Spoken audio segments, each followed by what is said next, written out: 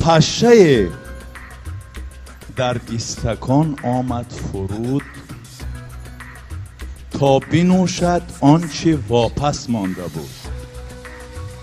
کودک از شیطنت بازی کنان بست با دستش دهان استکان. پشه دیگر لقمه‌اش را لب نزد، جست تا از بند کودک وارهد. خشک لب می گشت حیران راهجو، زیر و بالا بسته هر سو راه او.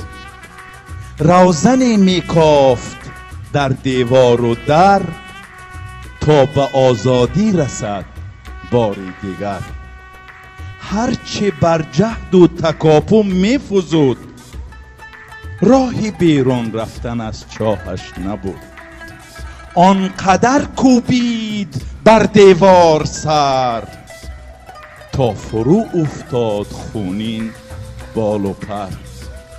جان گرامی بود و آن نعمت لذیذ، لیک آزادی گرامی تر عزیز.